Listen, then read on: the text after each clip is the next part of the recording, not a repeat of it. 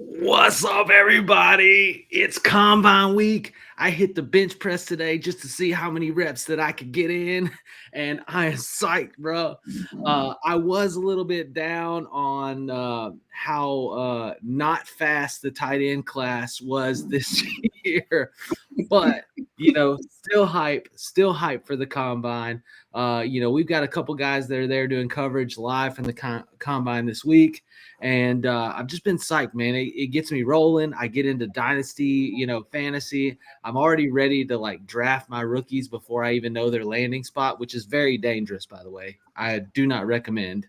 Landing spot carries a lot of weight, especially with these running backs coming in. But we're here, fellas. It is dynasty season. I've got a crew with me.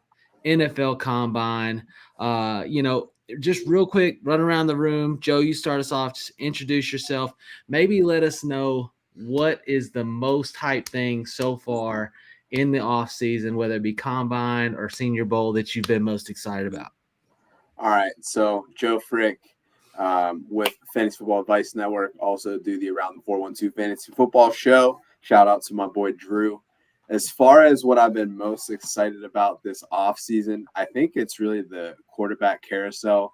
So I think just seeing where all these different pieces end up. Shout out to Matthew Stafford for securing the bag and securing it quickly. There's nothing worse than drawing it out for an entire season. I'm looking at you, Brandon Ayuk, breaking Steely Heart fans everywhere. We don't need that. We said, hey, I want more money. We got it figured out in 48 hours, and now we can just stop talking about it, and now we can push the Aaron Rodgers to the Giants agenda.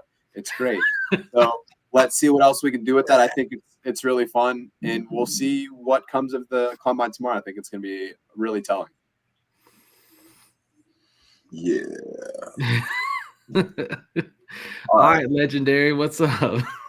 Well, it is I, the legendary ball knower, a.k.a. your favorite podcaster's favorite podcaster, co-host of the Dynasty Pulse. I am Chev Doer Sanders, a.k.a. Justin Curry, and I am here, and I want to talk to you. The thing that I'm most excited about is this running back class.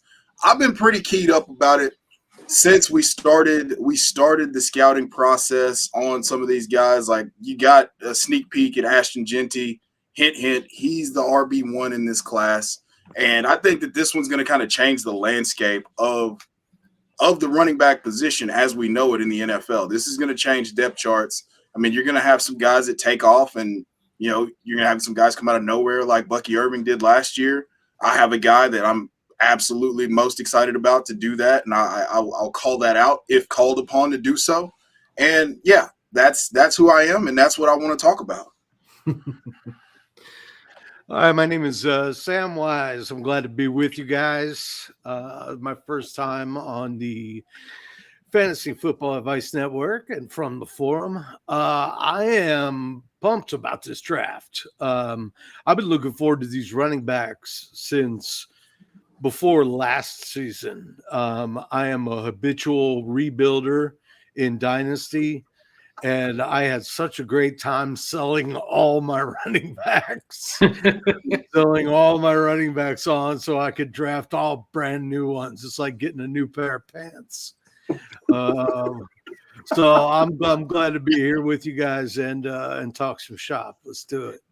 It does feel that way. We talked about it a little bit last week.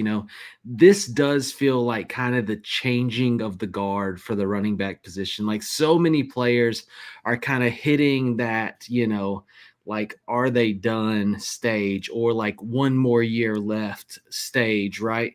And then you look at this class and you're like, man, you've got a lot of people that could really like ramp up and have a job. So like in Dynasty, I'm sitting there, I'm like, man, I'm so glad I stacked up on wide receivers this year, because I feel like round 1, 2, 3, and 4, I'm going to go all running back, and I'll probably hit like 2 out of the 4 picks at least and get somebody that's going to be solid for my Dynasty team.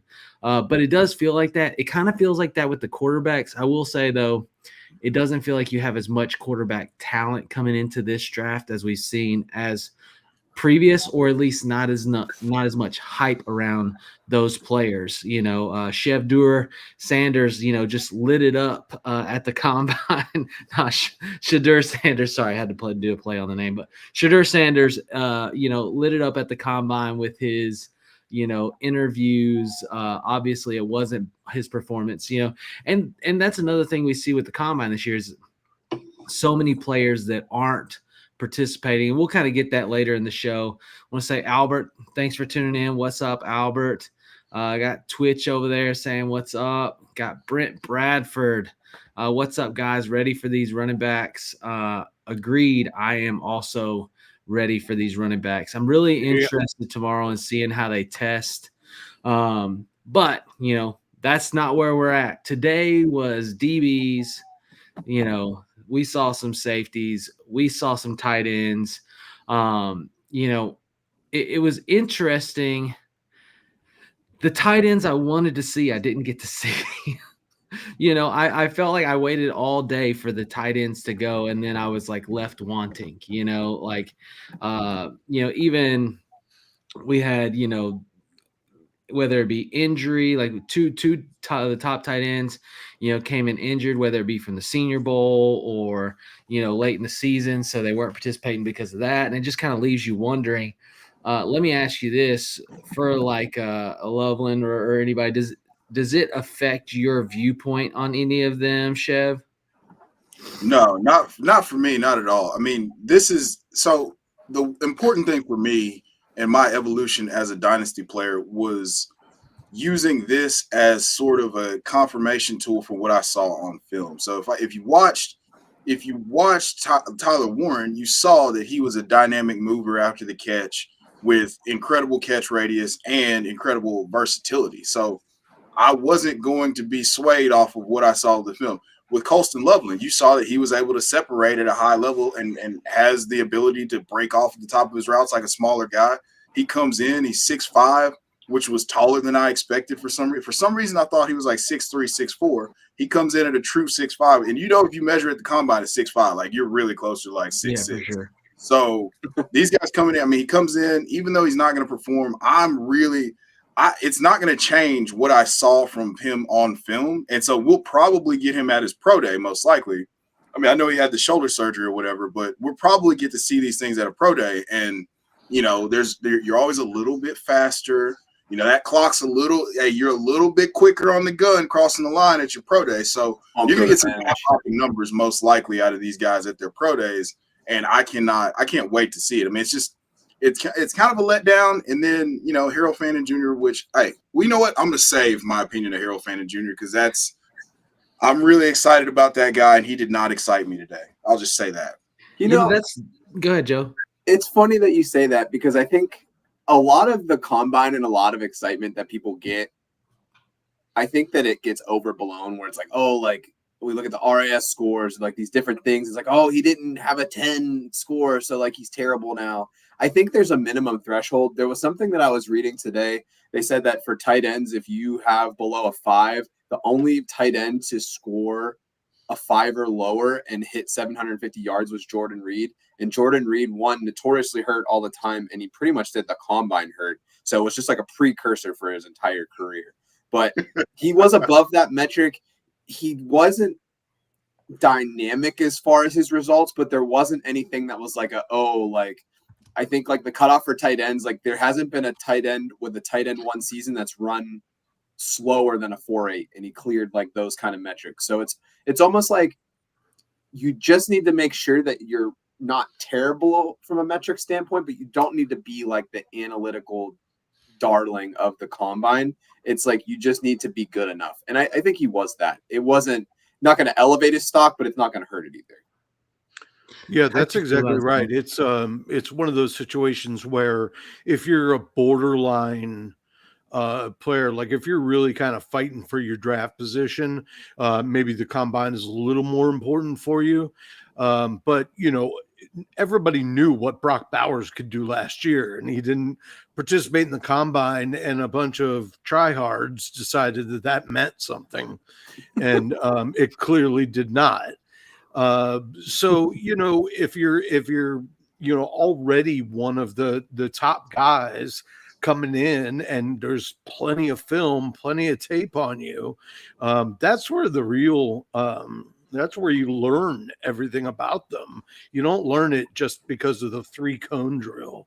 I mean, I'm not saying it's completely useless, but there are some useless events in the combine that frankly, I wouldn't do them either just because I think they're stupid. Well, we got left wanting. We missed our top two guys, obviously, but we did get to see Fannin, and you got Rusty Shackelford in there, Fannin or bust. We got a few more people popping in the chat. MA football guy and BHS Cardinal 16. Appreciate y'all tuning in. It is one of those. I do feel like there's more complete tight ends in this draft. You saw that in the blocking drills, like where you have some guys that can really accelerate. You don't have many guys that are going to blow the top off, and be able to smoke the linebacker, right? But you're going to have, like we saw it with Darnell Washington in Pittsburgh. Like you don't really have to. You can be a big guy, right? And you can still be effective on the offensive side of the ball. And so, it's not all about that, but we did see more complete tight ends where we think they can really do, decent in the blocking game and in the catching game. We got, let me see, Zaw Frazier, top 540 for cornerbacks. Mad Scientist popping in. He said, to be fair, Marvin Harrison Jr. didn't go to the combine last year, and he was a big bust this year. So players not testing can be a red flag. Was he a big bust though? I would say a big bust. He lived up to what he was supposed to be. Yeah, he didn't deliver what everybody wanted, right? Like what everybody expected. What you got from, what you got from Brian Thomas Jr. I think that was what everybody expected the floor to be with Marvin Harrison Jr. Didn't happen that way. But, there is that dynamic where some people don't want – we've seen stock rise and fall. And I don't want to get too ahead of ourselves. Like, we got so much to cover in the show. But, you see so many people's stock rise and fall with combine performance. And sometimes, like, the athleticism carries. Sometimes it doesn't, right? Like, sometimes you get superior athletic skills, but it doesn't translate on the field, i.e., who we talked about before the show, Anthony Richardson. We don't have to get on that train. But it isn't a tell-all. Like you said, Sam, how they perform during the season, how they play during the games. Even me, like if you ask me to go when I was in school and I was playing basketball, if you asked me to go dunk, like to just on the gym floor, just go dunk, I was very subpar, but if I'm in a game and I got the adrenaline going and I go up for a rebound and then I'm there. I'm like, oh man, I could just dunk all day right here. How about ups? This is shocking. It's just like, when the adrenaline's going, when the game's going, it's just different. Right. And so there's a lot of that doesn't translate in the skills tests. Right. But anyways, back over here to Rusty. Say what? I want to see you dunk. That's all I'm thinking. I don't think I can anymore, man. I don't think I can touch the net right now. I did turn a backflip the other day on the trampoline for the first time in like 7 years. Just got on there with my son. And I was like, I'm gonna try this, and just did a backflip. My wife was laughing at me. She was like, "You're gonna kill yourself." But she was also like looking at your life insurance policy, like up. She's probably hoping I fall and break something. She's like, you'll be home more now. So Rusty said Mason Taylor do well. Did he? I mean, I obviously watched it. He did measure in at 6'5", though, so he was 6'5" and 1 inch, which is fun. But he didn't do any actual testing. Yeah, somebody in the chat said he did the gauntlet drill, which that went viral almost immediately because he's got amazing body control while catching the ball. So that bodes well. I mean, he probably knew he wasn't going to run a great 40, but, hey, play to your strengths. So your strengths. Yeah, he said he ran a great gauntlet. The only thing he did, and that happens. I did think I saw them. They covered him for a little bit during the 40, even though he didn't run it. Just talking about what his deliverables were going to be. Obviously, we'll see a lot more of the performance from these guys in their pro days, where they feel a lot more comfortable. We got let's see, Angie popping in. Good evening, fellas. Thanks for tuning in. Millie Mills. Uptown What's girl. up, fellas? Appreciate you tuning in, Millie. Always a good time. He said, I don't care what my Falcons do, but Pierce Jr. needs to be our first rounder. Lots of talk about Pierce Jr. And on this show, I don't know how many of us here play at IDP. I do a little bit, but he seemed to be pretty exciting. Man, he's one of the most physically gifted prospects in the draft, and that's been all over his tape for the last 2 years. I mean, he had 17 and a half sacks in the last 2 years, and he was doing it all with just raw ability and athleticism. You saw a couple times against Ohio State in the playoff game where he just popped off the film and it was like he's making a play outside the numbers on a screen or something like that, and it's like, who? Okay, so that was James Pierce. Okay, got it. All right, that's the defensive lineman. Okay, all right. And the beautiful thing about it is that he does have he has so much room to improve as a technician, and all the physical tools are there. I mean, he absolutely blew me away with the drills and the way he was able to move yesterday in the wave drill. So, yeah, James Pierce is. I got into it with one of my buddies because I said, I mean, there's zero reason to believe that Abdul Carter is just superior to him as an athlete. And I mean, we're not going to see Abdul Carter perform because he's about to debate on whether or not to have surgery again. But yeah, I think James Pierce is right up there for, top edge rusher in the draft. Yeah, he made himself a lot of money, and to do all of that stuff like in a hoodie is just like unbelievable to me. Like there's something just so cool about it. Like I always felt like if Keenan Allen had a hoodie on, like he was a lock for 15 fantasy points in a game. I feel like with James Pierce, if he had a hoodie on under the pads, it's like he's definitely gonna have a strip sack. Like that's you got hoodie Mello, you got hoodie Keenan Allen, and now you got hoodie James Pierce. Yeah, that was sick. Well, look, one more comment or a couple more comments real quick. And then we've actually got Brian and Brendan from Too Much Best Ball that are at the combine. And I want to get some on-site feedback where they actually, saw these guys. They got to do some interviews and just kind of maybe get a little bit of that nitty-gritty that the listeners are looking for. So if you are tuned in, go ahead and share this video to your friends because they're going to want to drop their questions into the guys on the ground. But real quick before we hit that, Gunnar Helm did look slow. I think he hurt himself a little bit. He was so slow. He's dead to me, pretty much. And then Mad Scientist said Pierce is too high. He's going to need time to develop more of a project.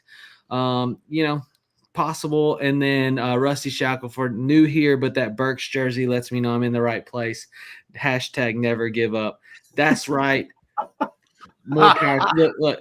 If you feel real to me, my guy, that Arkansas helmet on the back is also signed by him. So it's gonna be it'll be what it is.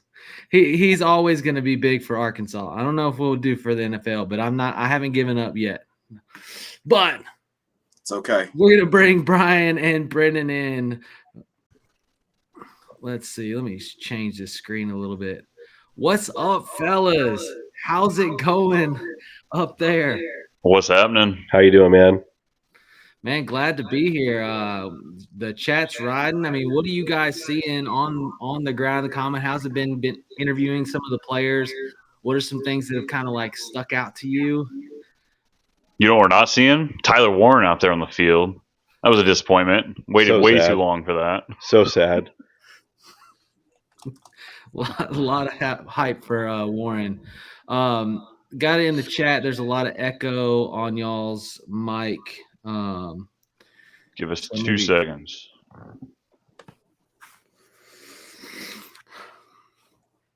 So we'll swap that out while they're doing that. Let's see, getting mad echo. Remember when Luke he sucked didn't suck good times. Yeah. Tyler Warren has caught a lot of hype going in.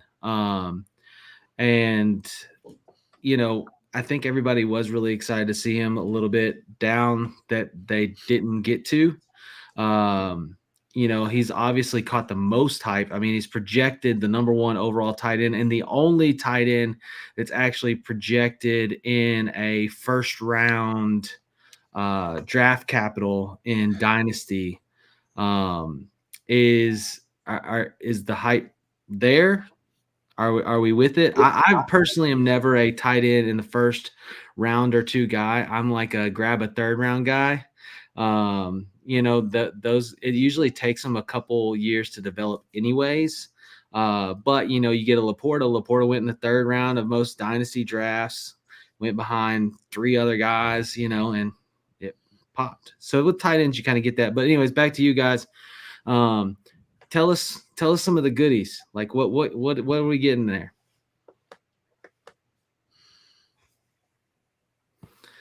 No sound. Well, we fixed the echo. We can't hear you. Fix the echo, but now we can't hear you. Technical difficulties. Can I answer your question about Tyler Warren? Yeah, go ahead. So that makes it's tough in a standard scoring dynasty league to take Tyler Warren in the first round because of the fact that just law of averages, he's not going to outscore a running back that gets 200 touches or whatever the case may be. But in tight end premium, like almost any sort of tight end premium, I get pretty excited for that guy. So I could see him being a second round pick in a standard league, but in a tight end premium, yeah. I mean, I've got 3 first round picks in the league, and one of those is going to get spent on Tyler Warren. It's like it's only 0.5 tight end premium. So yeah, I think he's going to be prolific at the next level. So what do you think separates him? Obviously there's not much in this tight end class when it comes to you don't have a Kyle Pitts, you don't have one of these crazy athletes. What separates Warren to you? I mean, it took him so long to. He was stuck behind other NFL guys. That's the first thing that we have to remember. Like, we helmet scout Penn State, and it's like, oh, what do they do? Put incredible linebackers and tight ends into the NFL, in addition to Saquon. So they've got some kind of formula over there, and it's just producing massive human beings that can run with the football. You got Brenton Strange, you got Pat Freiermuth. Like, he was playing behind all of those guys, and it took him a while to break out. Now, what did you see when he broke out? 17 catches for 200 yards against USC, him running Wildcat quarterback, him being able to just take the ball, just score from almost anywhere on the field and just be a complete mismatch. So what gets me excited about him is just him as a football player, not just like a pass catcher, but him as a football player, being able to catch the ball and make people and punish people at the contact point. This is still no sound from our guys. They're going to get this. Are we good? Nope, still no sound. Keep working on it, fellas. It's crazy because Brian's got that Darth Vader deep voice, and it just when he's talking and nothing comes through, it's jarring. I can actually feel it from Indy. I'm pretty sure it registers on the Richter scale. Chev, you got some love on that last one. Legendary ball.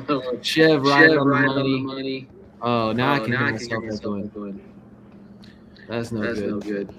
My issue with Warren is, and I understand that's the argument we're going to make, that he's been playing behind a whole bunch of other guys before he finally got his chance, but that doesn't change the fact that when he got his chance, that's still a very small sample size. It was a great season. You know what I mean? He played great.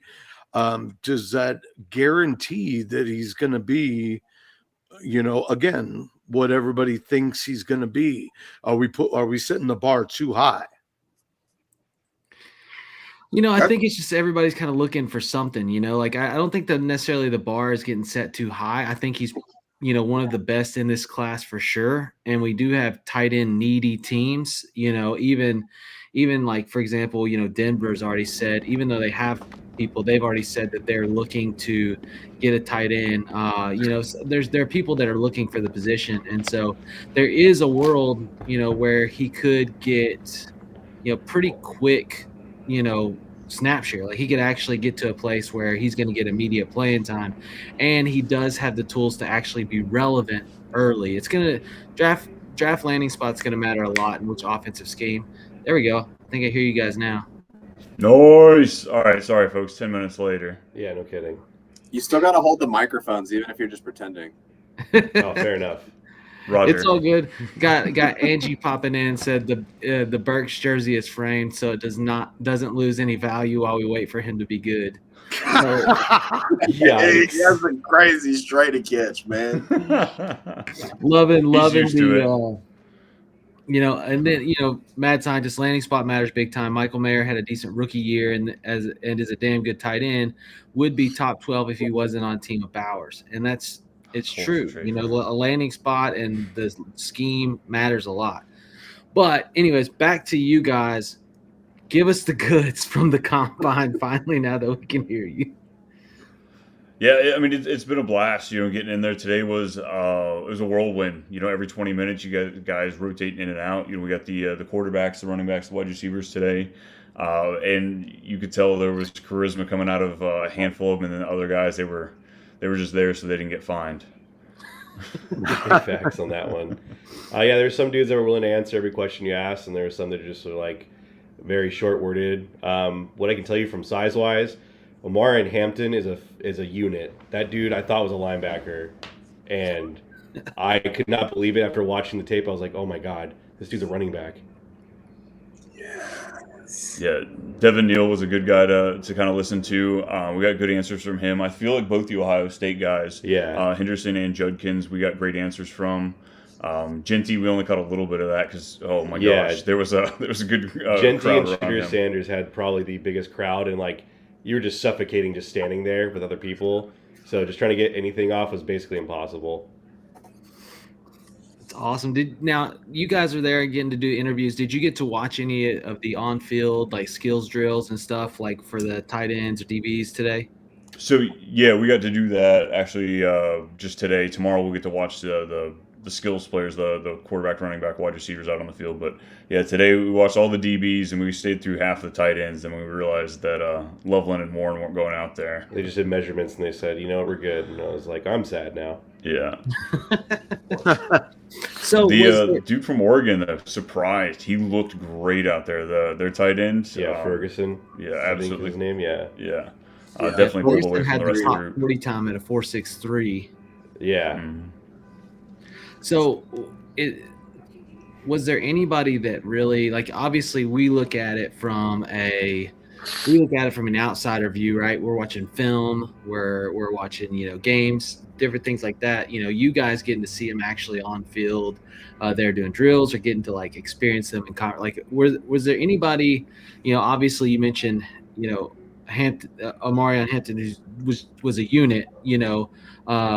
Anybody else that just really stood out to you, where you're your internal stock, your own stock in a player kind of rose?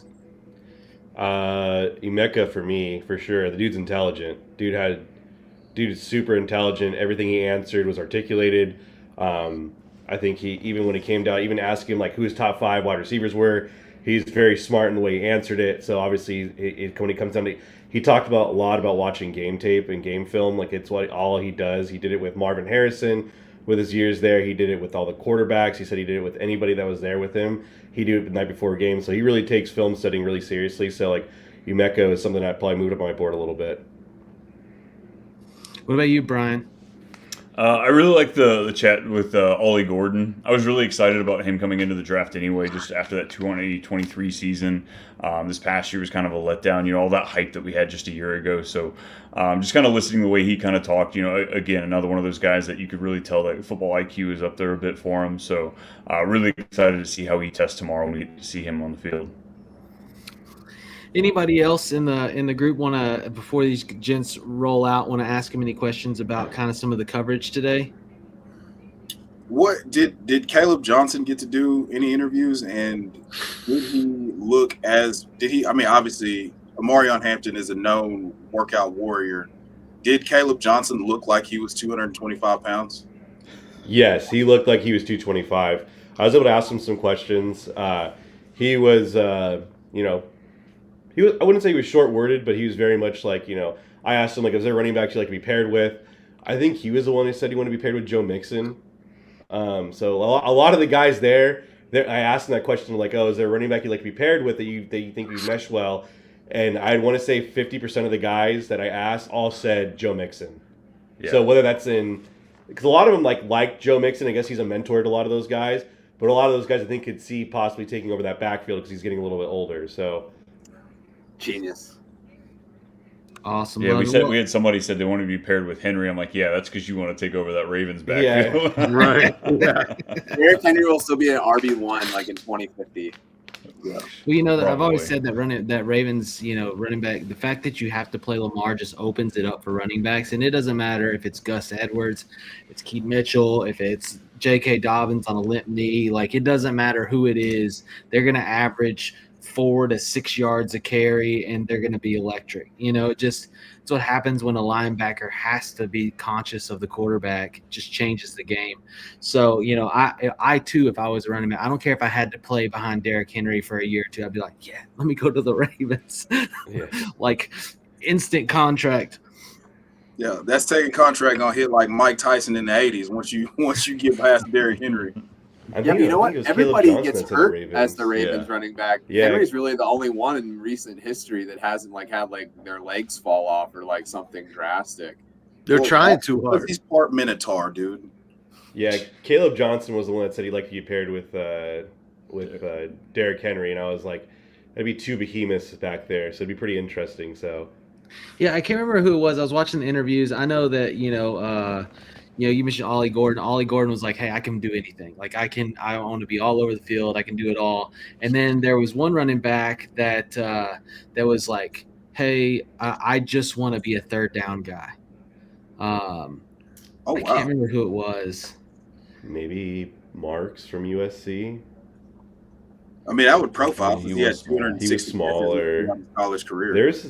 There's a couple guys there that like when you like obviously I'm 6 foot 220 myself, and like when you stand next to a guy who's also 6 foot 220 that's not fat and all muscle, it's a lot different. So, but yeah, no, there's definitely guys there that were like a lot shorter, like Marks from USC. He'd probably fit that mold because he probably is maybe 5'8", 5'9" on a good day. Jadon Blue, maybe? Yeah, might have been. Yeah, I can see that. Yeah, I can see that too. What did Devin Neal have to say? Was it anything noteworthy? You were there with him, weren't you? I don't remember him actually leaving an impression on me, which I was upset with. He was one of the ones I was excited because there was one grouping, like the 20-minute grouping, where we had 5 or 6 running backs. We're like, all right, we got to get a taste of each one of them. So Yeah. it was hard to get them.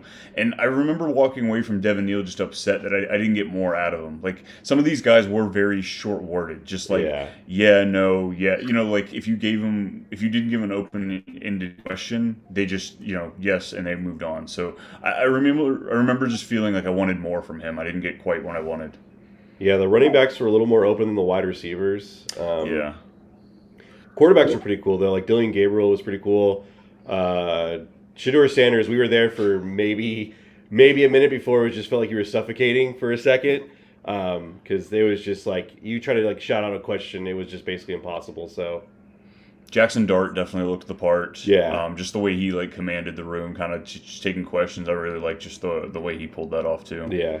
Oh, the Dart hype runs wild. I'm trying to minimize what we said. We're gonna. I mean, Yeah. We'll see him tomorrow on the field, but just as far as personality wise and just that leadership quality, you definitely felt that with him behind the podium. And then my second question for most of the guys was I asked them about rankings. Obviously for fantasy football, we care about rankings, and I said, do you ever catch yourself looking at rankings? And a lot of the bigger name guys, I asked Omarion Hampton that, he said no. No, thank you. He said no, but like some of the guys who were potentially undrafted were of course, I want to see where I stack up against it. So it's kind of cool to see the honest answers from some of the guys compared to the bigger guys who were just no, I don't care for that stuff, even though deep down I know for a fact they're probably checking to see where they're slated to go and everything else like that.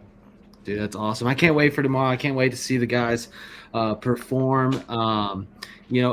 And before you guys go, I have one more question. And Rusty said, "Hey, can we get who these guys are so that they can maybe follow you, maybe jump with your social media as you kind of share stuff as you're at the combine? Can you let them know who you are? Maybe drop your handles in the down at the bottom of your name where they can maybe follow you on Twitter or something." But yeah, let them know where they can find you and your content. For sure. Yeah, absolutely.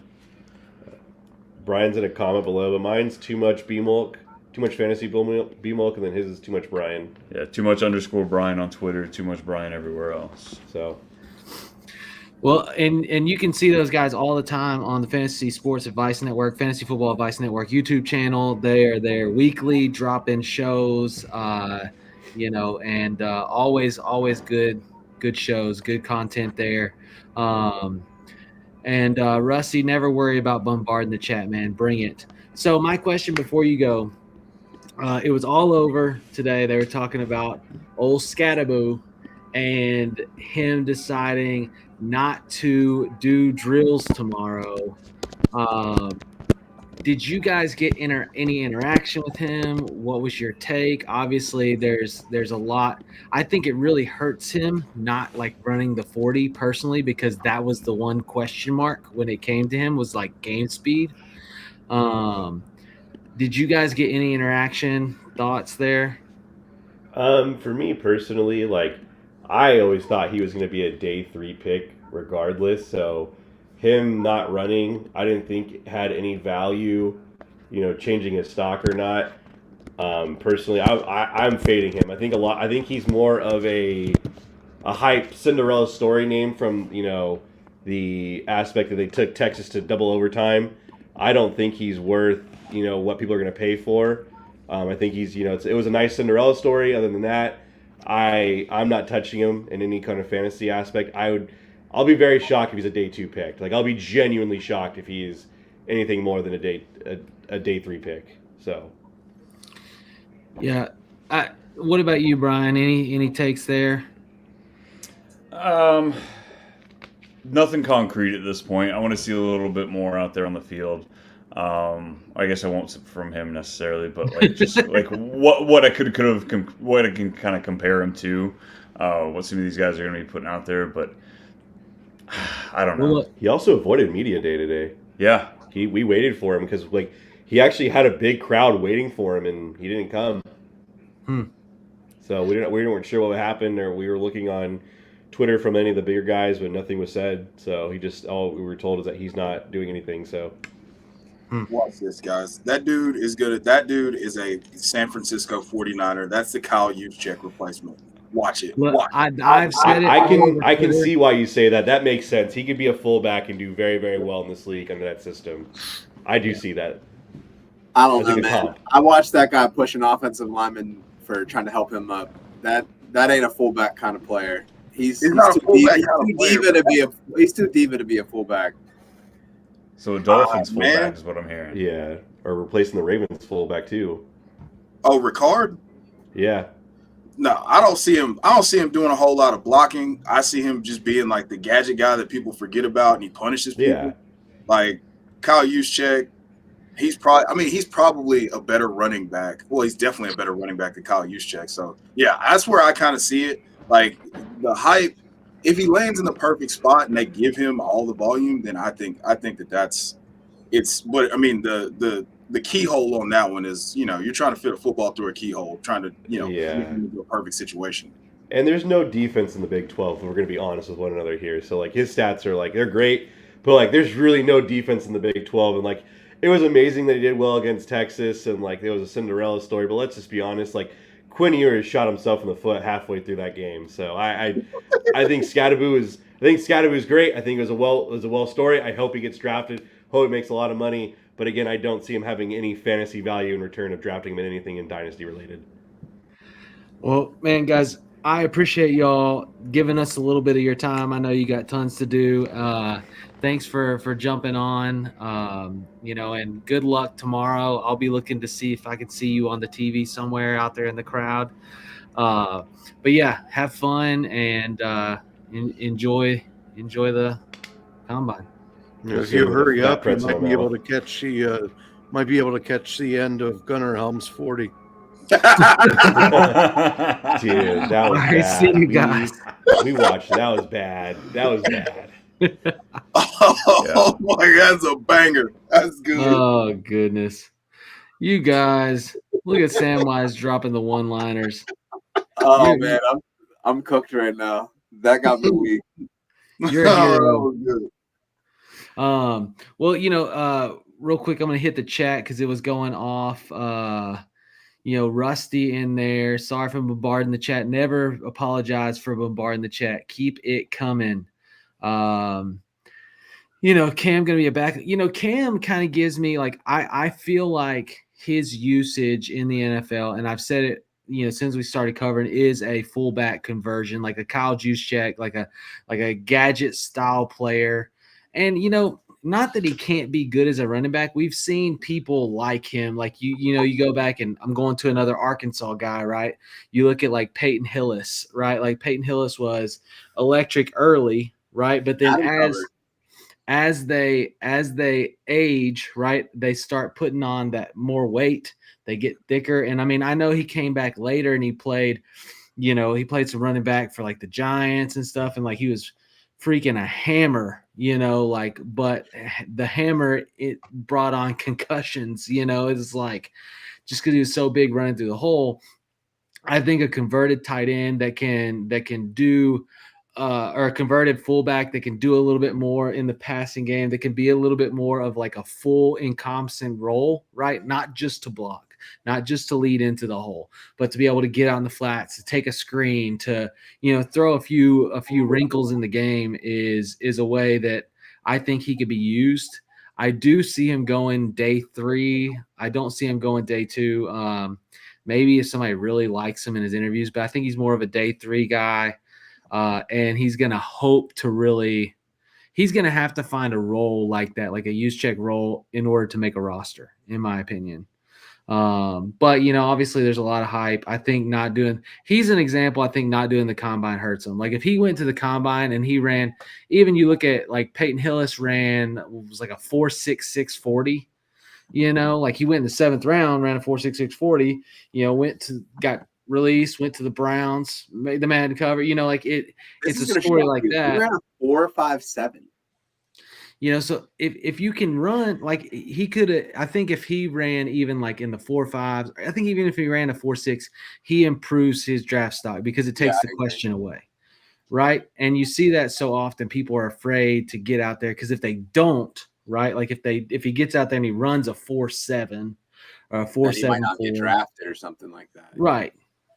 Which, I mean, day 3, it doesn't really matter, right? Your day 3 money is going to be so minimal in comparison to your early rounds. So it's like, I don't know. I don't think it really helps. If you're a Genty, it makes sense. Why risk getting injured? You're going to be the number 1 running back selected, most likely, unless somebody comes out tomorrow and like blows out, like somebody runs a 4.3 something that has some weight on it. Like if Hampton comes out tomorrow, not that he will, and he runs like even like a 4.4. He's probably gonna run a 4.4. He hit 22 miles an hour in back-to-back seasons at Iowa. Hampton could run a 4.4 on his hands, and he's not getting drafted ahead of he's still Genty is as locked as Caleb Williams or Trevor Lawrence in his draft class, like as the quarterback 1. Like that is stamped. Unless he comes out and like just harms someone on camera, he is going to be the running back 1 in the class. Even then. He'll just definitely get drafted by the Raiders. Yeah, even then, somebody will. Well, because nobody wants to be the team that takes the first running back off the board and make it not the consensus guy that everybody say. You could say all you want about interviews and private workouts and everything like that, but there is an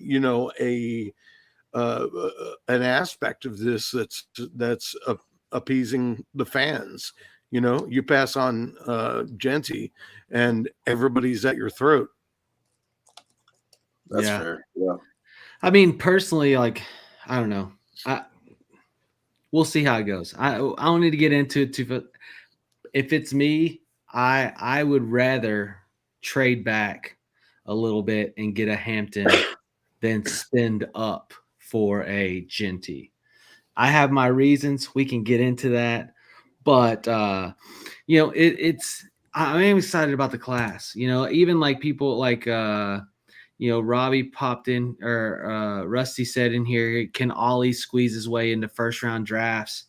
like with the running backs, there's no telling. If you go to a place where it's like possible that you get like day one, carries, where it's like kind of undecided, even, like even teams that are like kind of on the fringe, right? Like that have, like the Ravens, they didn't want to run Derrick Henry a ton.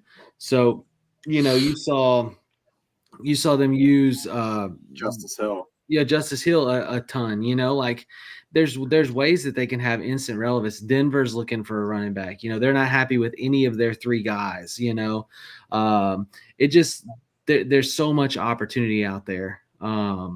It's an exciting year for the draft. So you guys know, and I'm going to try to keep us moving along.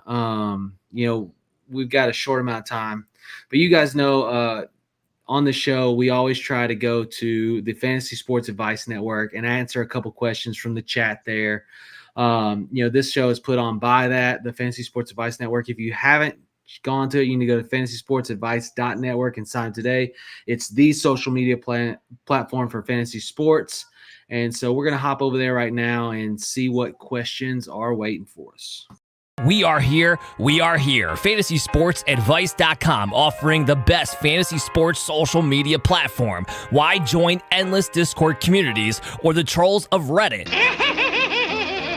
Fantasy Sports Advice is a community designed to help you win with 24/7 support. Go to FantasySportsAdvice.com and become a pro member for unlimited access. Again, go to FantasySportsAdvice.com today.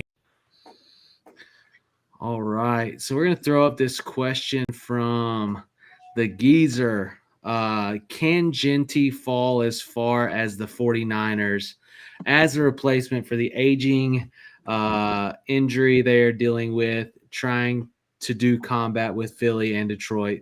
Would Lynch and Shanny trade up to get Genty, sell off CMC to a dumb owner like Jerry Jones? I'm going to stay out of this question because, as you can see, I have a Christian McCaffrey's autographed jersey on the back wall. So I feel like my answer is going to be biased. But if you can see, I did comment right below on that. Don't be hating on CMC. So I'm going to turn this over. Sam, your thoughts.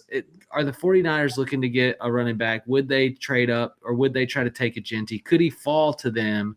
Or would they deal off CMC? Are you seeing any of that happening? The 49ers are always looking for a running back. They come out, seems like they come out of every draft with one or two.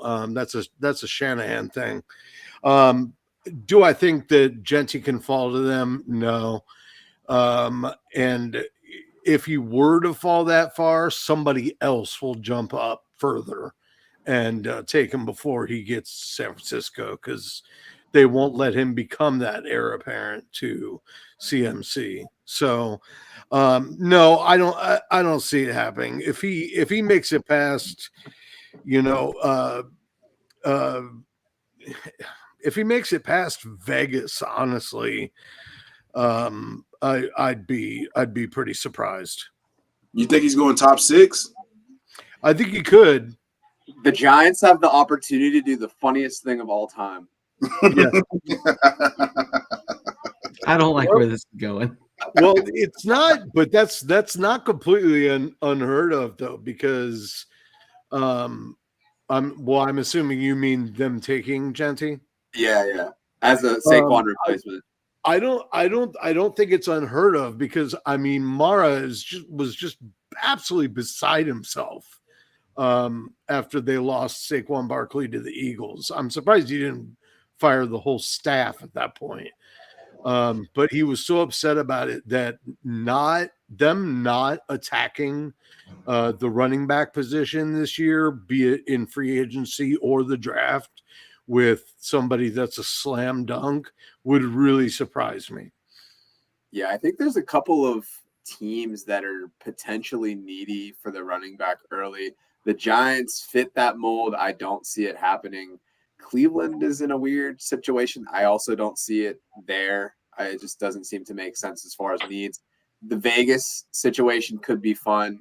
New Orleans, you have Kamara, but you don't have a lot behind him, so he could be there. Chicago, they might want like a David Montgomery sort of piece with Swift. I do think that he could be there at 11. I think if that happens for San Francisco, what I would expect is San Francisco to trade down, because I think a lot of teams, they're going to see Dallas as like hey, this is a very logical fit. Even though they didn't formally meet with him in the combine, we could see a scenario where San Francisco trades back. I think they're going to either go offensive tackle or defensive line in the first round. So I don't expect them to do like a CMC replacement. So I wouldn't expect it, but he very much could be there at 11. I think you have a lot of teams that are QB needy early. It's really going to be interesting to see what the quarterback situation leading up to the draft for the teams that I mentioned, to see whether or not they're going to be willing to make that kind of a move for a luxury position at that high in the draft.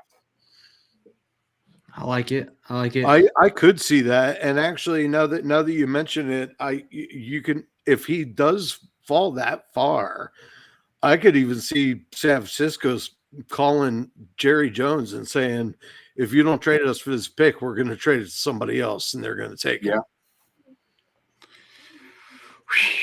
Love the heat. We're going to pop over here real quick again and answer another one. I say a question. This is more of a statement, but Wishlist comes in and says, Dynasty, trade a second rounder for Devontae Adams right now. He will most likely be a free agent. He still has gas in the tank. He can pick and choose to play with quarterbacks like Herbert, Josh Allen, Burrow, if Higgins leaves, or Jaden Daniels. He's more reliable than like an Amari Cooper was last year, the fall of Cooper Kupp. Adams a difference maker. Let me ask the guys here, are any of you in Dynasty, if somebody's willing to give you Devontae Adams for a second-round pick, and I'm going to even push the envelope, let's say it's an early second-round pick, first half of the second round, are you pushing? If I'm a contender, yeah, I would be willing to do that. If I'm in any sort of angst or like uncertainty about where I stand, I would not give that pick up. I mean, yeah, Devontae Adams comes out, he finishes wide receiver 10 in total points, but I mean, he's going into his age 32 season, and he doesn't have a team right now. Obviously, the Jets are going to move on from him, so yeah, he could pick his landing spot, but if he picks a landing spot where he's not going to be in an ideal situation to command targets, like, what is that worth? Bingo. So, and the organization's obviously not going to have long-term contractual obligations to him. So it's like, if you don't like it, kick rocks. And I mean, unless I am a bona fide contender and that pick is going to be, a late second, most likely. Well, I mean, we know it's going to be a late second. Either you were, top 3 or 4, or you weren't. So, yeah, the only way I would give it up is if it's a back end second rounder. Anything early in the second round, no. Yeah, I think the value is fair for the trade, but there's too much uncertainty of where he ends up for me to pull the trigger. If I'm a contender in Dynasty, I really don't like dishing out picks this time of the year.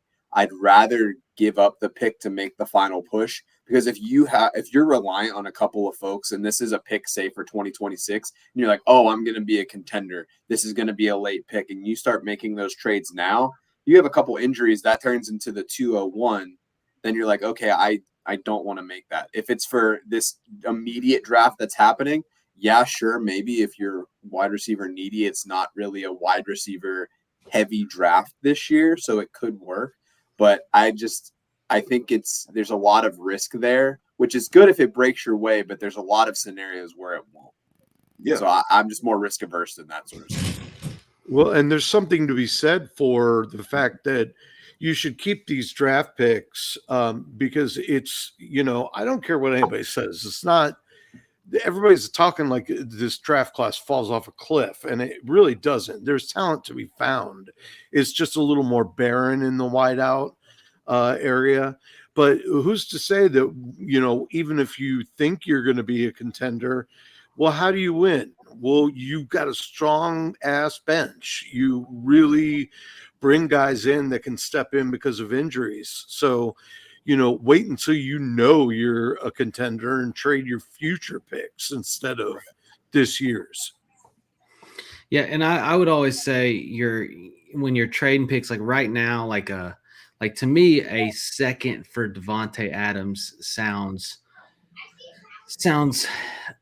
okay. It's palatable. It's not something that I'm like really excited about doing. It's palatable. However, when you hit draft time, right, and like all these players like get their draft landing spots, and then the hype starts circulating, then your picks hit another level of value, right, where all of a sudden you may be getting a Devontae Adams, especially if he still hasn't signed anywhere at that point, which is highly possible.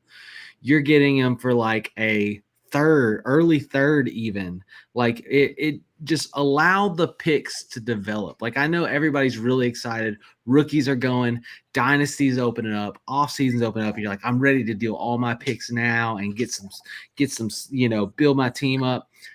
Just chill for a minute. Let people come to you. I'm Go do a best ball draft, have a beer. Yeah. Just relax. Just step away from the keyboard, guys. Yeah. Let them come to you, and I promise it's going to deliver. Even like as, you see Pro Day and you see like Shedur's stack rise, right? Somebody comes to you and they say, okay, well, I really want Shedur, or I'm really interested in Shedur. Okay. And they've got somebody like a Jalen Hurts on their roster where they kind of feel like Jalen Hurts is fading a little bit. All of a sudden you're trading that first round pick. You're leaving with Jalen, they get Shedur, and everybody's really happy. It's just not that that's going to happen, but what I'm saying is your draft pick value will rise considerably as you get closer. And that kind of leans us in to our next question. BHS Cardinal said the draft's a huge cluster for me right now. It is for most people, but who is QB1 in this class? Chef, who do you think? It is a volatile question, but for everybody that is listening right now, hit the like button, hit the subscribe button. Who is quarterback one in this draft class? Are we talking like real life quarterback, or are we talking about fantasy? Let's go fantasy. Well, and it connects to real life because what you want in Dynasty, you want longevity, right? And you want performance. So you want them to be relevant, and you want them to perform, and you want them to do it for the next 10 years, because when is the next time you're going to have an early first round pick to be able to grab one of these guys? Probably next year. If you have that top 5 pick, who is the guy?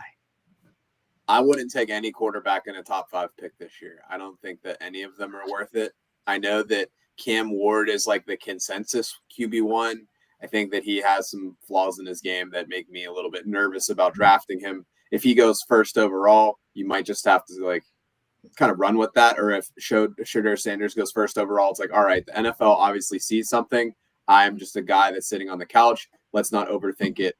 Let's go do this. And then if it busts, it busts. But the hit rate on a QB going first overall for like a solid fantasy floor for at least a couple years, they'll retain their value. Even if they struggle early, we see it with Bryce Young last year. He came on to finish the year. You could get your return on capital after that atrocious rookie year that he had. But for me, I don't see any of the quarterbacks as a top 5 pick.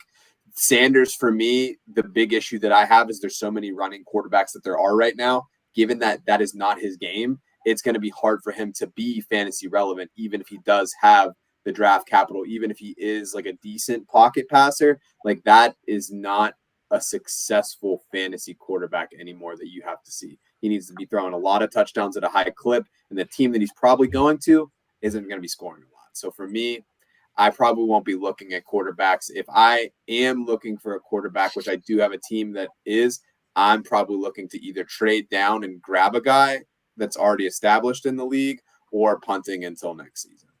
But the question, who is your QB1? Like if there was somebody that you were going to target, number one overall, like when it comes to the quarterback, who is your guy? I'm going to take the highest guy that gets drafted. Whoever gets drafted first in the NFL, go for it. I don't feel passionate about any of them. Fair enough. Take that's your draft capital argument. Like whoever's going 1 overall is probably going in to start instantly. So, you could have a Bryce Young year 1. You could have, a Jaden Daniels year 1. Who knows? But, at least you get instant capital for your fantasy teams. What about you, Chev? Oh, the quarterback one in this class for me is Cam Ward, and it's not necessarily close. Like, just everything, being able to play off schedule, being able to escape the pocket, being able to keep the play alive. He's the most creative and the best at it. Jackson Dart had the most yards on deep passes, or passes that travel 20+ yards in the air of any quarterback in in football bowl subdivision this year. But for me, it's Cam Ward, his creativity, ability to play off schedule, the different platform, off platform, arm angles and everything. Cam Ward's a quarterback one in this class. Now, Shador's my QB2, and I will accept no other answers, but Cam Ward is QB1. I'll follow up on a little bit of heat on that in a minute. But Sam, I think like Joe was saying, there's some holes in quite a few of their games. For me, and thanks for the layup, Chev. For me, it's Jackson Dart. I'm actually targeting him in a number of drafts that I'm in, whether I need a quarterback or not. The tape that I've watched, he is the prototypical NFL quarterback. He can make all the throws. He's increased his accuracy every single year, almost hitting 70 this year. And I think he's going to be ready to go as a rookie and not have to solve any problems. And I mean, he still ran for 600 yards last year. So, while he's not a mobile quarterback necessarily, or a running quarterback necessarily, he is mobile enough to give you that extra fantasy yardage too. And he just, as far as intellect goes, I think stands head and shoulders above the rest. I like both. I think that the separation, I guess they're two different style quarter. Like, I like the Cam Ward argument. Cam Ward is more creative, and he can throw off platform. He can do the sidearm. He can get it out. The thing that has impressed me about Jackson Dart has been the touch throws, the throws that need to go right over a DB's hands and then somehow land right in the pocket. Those throws are good. And so for me, those two kind of lead the way. I'm really interested. I think that both, you look at a dart, you can probably get a dart in Superflex in the back half, unless the hype goes crazy after combine and after pro day. Right now, that's where he trends. His value has obviously risen as we've gone throughout the draft and as the hype has grown. But he's also, the other side about Dart is the confidence. He's got a high level of confidence when he approaches the game. But against that, if he starts getting sacked a lot, it's kind of that with draft day, Bo Callahan, once he starts getting sacked and he gets in his head, he can lose a lot of his game. Which is his downfall to me. Just a little bit of look. I think Cam Ward's a little bit different. I think he's used to getting hit. He's used to trying to make plays with his legs. I just want to see him. I want to see him process more. I want to see him go through his reads. I want to see him work on his touch pass a little bit. But, I saw they show the highlight all the time where he had a tight end running into coverage. He threw him on his back shoulder. Tight end turns, catches it, runs upfield. He's got a good feel for the game. So I'm excited about those two. I'm not as excited about Shador. Just me. You can hate me. I know we got Chev Doer Sanders in the show. But, it's just where I'm at. We'll see how it goes. I can be proven wrong, and I am open to being proven wrong. So in terms of, I've run a bunch of rookie mock drafts. This is from pre-Senior Bowl ADP, 15 mock drafts I did. Cam Ward is at the 108. Shador is at 112. Jackson Dart is currently at the 210. I love that value. That's crazy value, and I would be in at that value. I would draft both. Yeah, I think that quarterbacks are the most insulated from a value perspective in terms of maintaining dynasty value year over year. So you could have Jackson Dart go somewhere and not play immediately, and then the minute that something positive happens, his value it skyrockets, and then when he gets an opportunity, it's worth first plus. You got him in the back of the second round. Last year, Bo Nix was going around third round. Yeah, in Superflex, I remember It's like second round. Yeah. Yeah, he was like between 112 and like 205. I mean, that's a smash because you have the opportunity to get a lottery ticket. And now Bo Nix is a top 8 dynasty quarterback. I mean, you can't accept any other. You're going to get a first. You're going to get first, whatever you want, and be able to get into almost any, like the elite tier, the Jaden Daniels, the Josh Allens, by just taking Bo Nix plus something else and being able to package that up to get up to one of the elite elites. So, and then here's a crazy thought. Crazy thought. Ole Miss let Bo Nix sail the seas so that they could bring in Jackson Dart. Wait, all right, say it again. Ole Miss let Bo Nix roll out to Oregon so they could bring in Jackson Dart. Well, he was at Auburn. Wait. Yeah, he was at Auburn. Auburn, yeah. Yeah. So, yeah, he's a legacy kid at Auburn. Like, my wife's an Auburn alum. I played for Coach Freeze. He had to get out of Auburn. He was never going to blossom into what he turned into out west. I think something that's interesting that I find about Jackson Dart, if you look at the number of quarterbacks that have had at least one QB1 season that have had at least 90 carries in like their final year of college before declaring, it's exceptionally high. He had over 120 carries this year. So I don't know if he's the long-term solution, but he's one of those guys that he could have like a good fantasy year, but not a good real life year.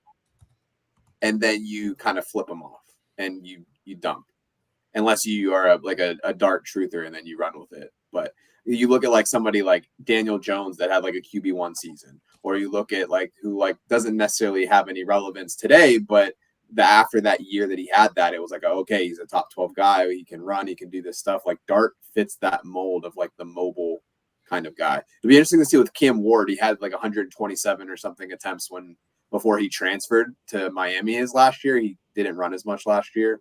So he has that potential as well, but we'll see what happens. Yeah, you got to look at that Washington State Cam Ward.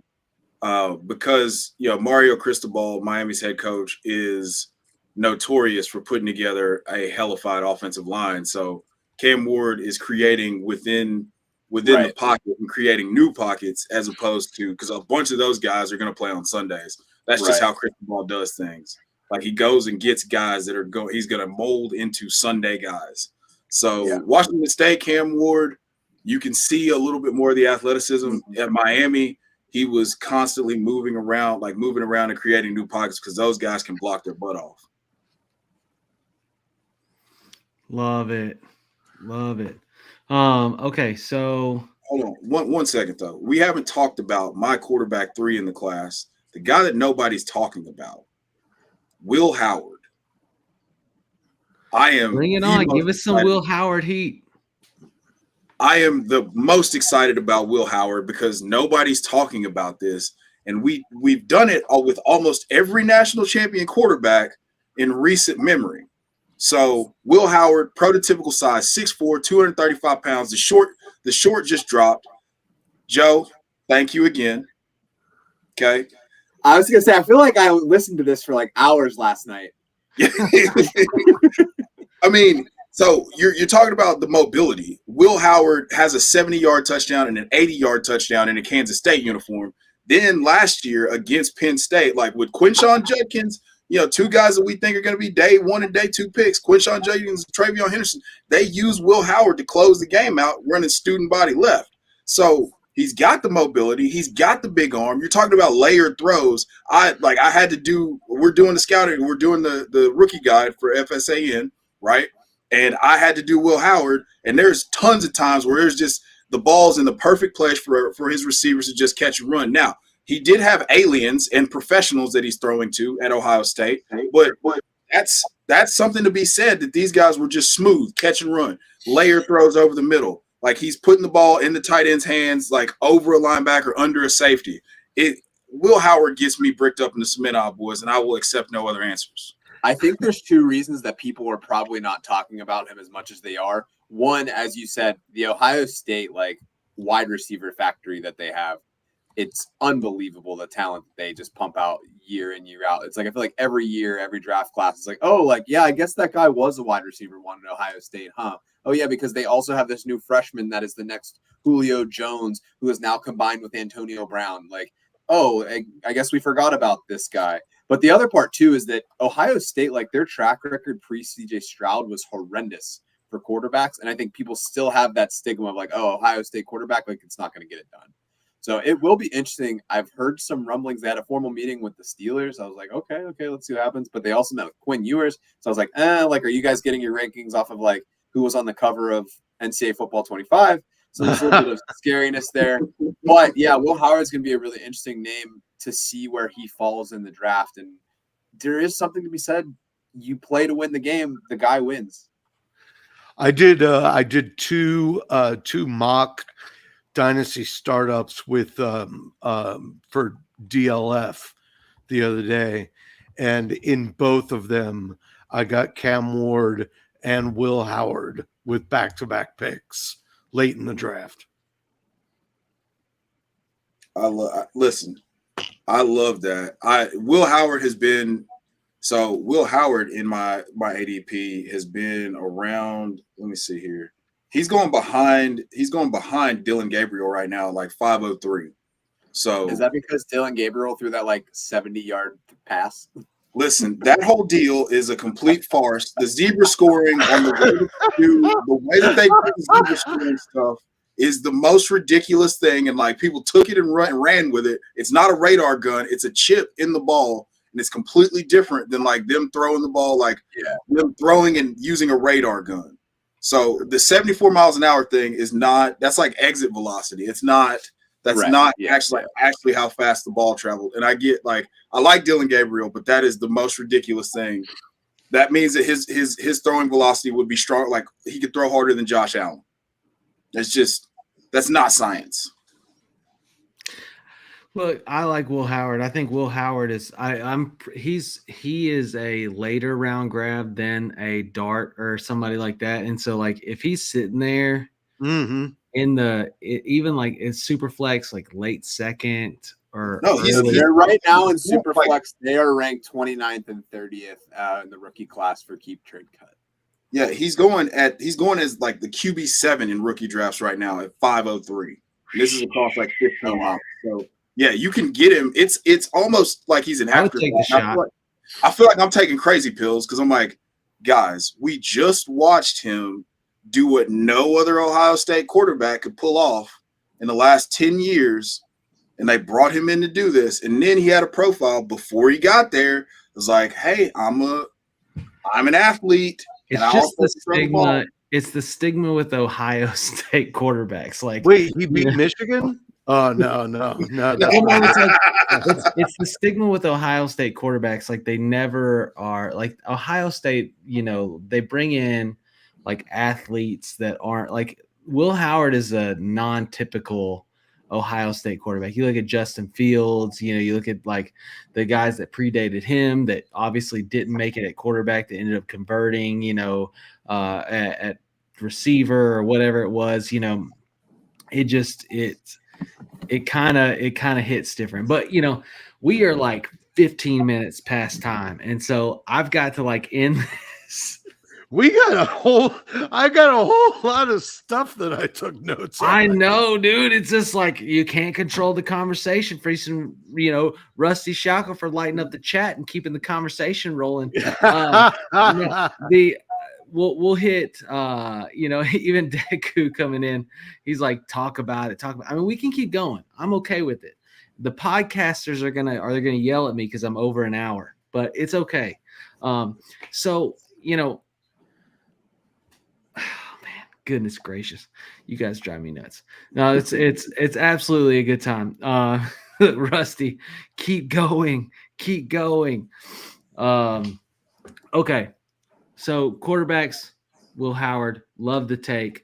Thanks, BHS Cardinal, for the question. I'm glad we could spend 15 minutes on it. But it is because of all the running back hype, And because of the wide receiver, the few wide receivers that people hype about, the Tyler Warren hype, it's pushed quarterbacks down because nobody's super hyped about the quarterback. So when you're not hyped about like your number one, like people aren't super psyched about Shedeur, they're not super psyched about Cam Ward. They're kind of like, it's not like previous years where you're like, oh, you gotta grab this person 1-1, this quarterback. When your top guys are there, it pushes people like Will Howard or like Jackson Dart so far down the draft where you go like, man, maybe like while everybody else is sleeping this year, like while they take a nap on this position, maybe it's my opportunity to get extreme value. Mm-hmm. And Will Howard was freaking electric. Like you look at that his performance through the college football playoffs, like that dude owned it. Like he stepped into the light, he stepped into prime time, and he said, let's freaking go. And he got it done. When they were not even like, it felt like during the season, like Ohio State at one point wasn't even a part of the conversation, but they proved it wrong. Now, granted, they had a complete offense. They had a really good running game. Both those running backs went for over 1,000 yards. Like it was a good, complete team. But for a good value, especially for all these teams like the Rams, could Will Howard go to the Rams? Is they're already looking to maybe move on from Stafford in the next year or so? Does that fit? I think so. Who knows? Not a Stetson Bennett truther. Come on, man. No. Nobody. Stetson Bennett's parents didn't draft him in rookie drafts. Stetson Bennett got to get off that juice. Man, Stetson Bennett got a nice AARP card though. Yeah. AA, no RP, just AA card. So okay. As we keep going through here, who do you think is there anybody through the combine? And really, we can't really get to this question because it's going to depend a lot on tomorrow as far as like stock rising. Yeah. But is there anybody so far, even through off season, and Chev, especially as you've dug into the rookie guide for the Fantasy Sports Advice Network, anybody that like wasn't even on your radar that's like just like gone through the roof for value for you? For value for me, Jaden Higgins was one of the guys, and we talked about it last night on the Pulse. Jaden Higgins is a guy that I like in watching him. I would, Sam's with me, baby. Yeah. So Jaden Higgins is a guy that, for me, like once you kind of get into it, you just become enamored. You're like, wait, why am I the only one that feels this way? And then, thanks to the internet, thanks to the Twitters, there's like small pockets of people that are just like, all right, don't say the quiet part out loud, guys. Jaden Higgins is really, really Yeah. Like, don't get too loud about it because we don't want everybody in the party. Like, you don't want your nosy next door neighbor over there that's just hoarding rookie picks to try to scoop this guy up in the second round. Like, you just want to keep it quiet, like back into the second, maybe early in the third. Like, you just want him. You want him to be just real, just relaxed. So I think, Jaden Higgins and the other guys, Brashard Smith. If you want me to elaborate on Brashard Smith, I most certainly will. But I'm gonna open the floor up to the other two gentlemen here to talk about what they love. I am also loving Jaden Higgins. He's 6'4" for crying out loud. He wins jump balls like it's his job. Well, I guess it is his job. But yeah, I love him to death. And I'm really, the more tape I watch, I'm really excited about Damian Martinez. This guy is he's a tank, man. He's built like a stone, and he doesn't really have like the breakaway speed, but he's still got a little fancy footwork getting through the line, and man, he just rolls people over too that are look like they're twice his size. So I'm anxious to see. I hope he runs the 40. Because that's one knock on his game. So I would like to see him improve that. And I think if he does, his stock's going to go way up. I'm just glad I'm not I'm glad I'm not in any leagues with you guys, and that's the worst part about doing this is because you just tell everybody that you're in leagues with, like, hey, this is what I want, and you can go and see it. It's awesome. So there's a person that I don't have interest in that I think is going to make himself a lot of money tomorrow, and that's Isaiah Bond. He's already talked about how he plans on breaking the record for the 40 time, right?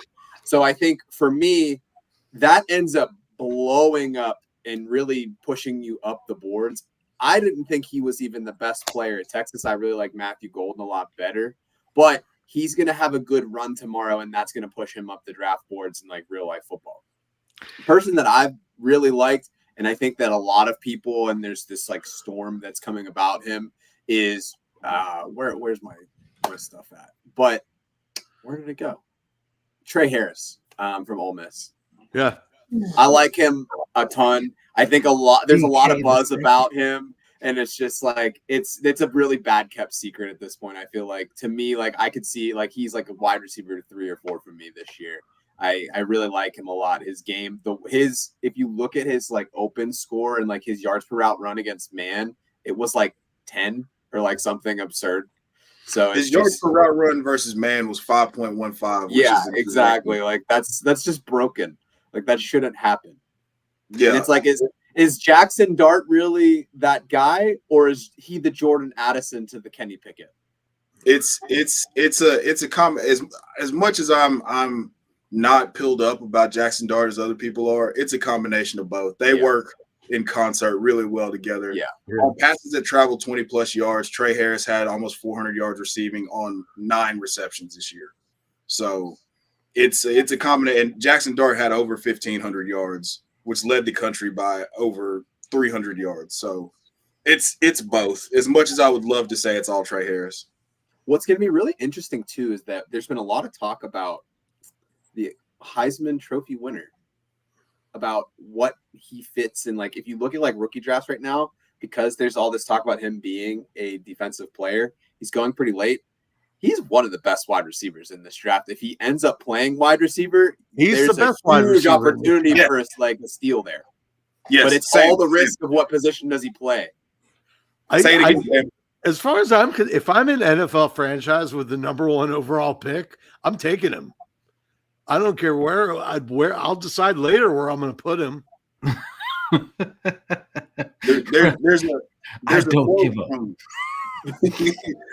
There's a quote from Roy Williams way back in the day when Michael Jordan was entering into the NBA draft, and the Portland Trailblazers were talking to him. They said, "Man, Roy, we've got to draft a center." He goes, "We'll draft Michael Jordan and play him at center," and that's how I feel about Travis Hunter.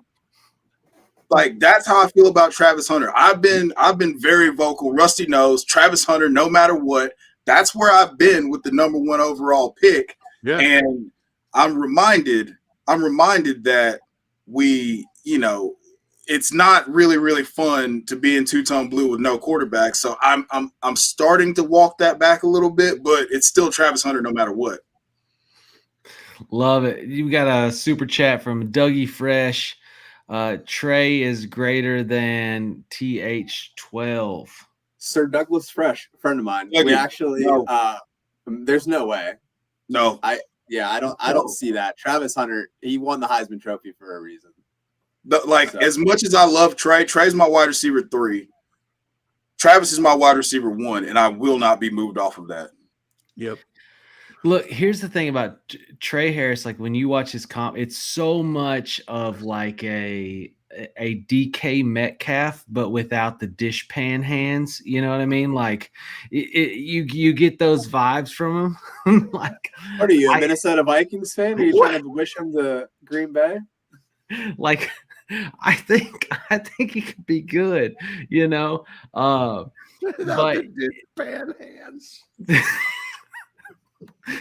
That's DK, bro. I saw a thing today. It was talking about the Packers. The Packers have apparently sent an offer for DK consisting of their first round pick, Romeo Doubs and Dontavian Wicks. I think it was one of those two. It was like they could pick. Okay. For DK Metcalf so they could sign him to a fat contract. Oh, wow. I like it for both sides, honestly. Yeah, I mean, I think it DK's makes a lot going of to sense. re-up. DK's going to have to be re-upped after this year too. So Right, and you're going to have to pay JSN. You can get a wide receiver to replace him at 23, and then you still have your first-round pick. Oh, sure. I like the trade. I like to get the first round pick. Like 1.27 is nice. Or, you know, like I'm good with it. It just like DK for me is like an explosive athlete, but the hands have always been the question. And like Trey, I feel like the contested catches, right, is where he wins. And that's what you want in like a big bodied receiver. So I'm excited to see how that goes. I'm excited to see how he does. We'll see. If I was Seattle, I'd take the pick and tell them they can keep Dobbs and Wicks.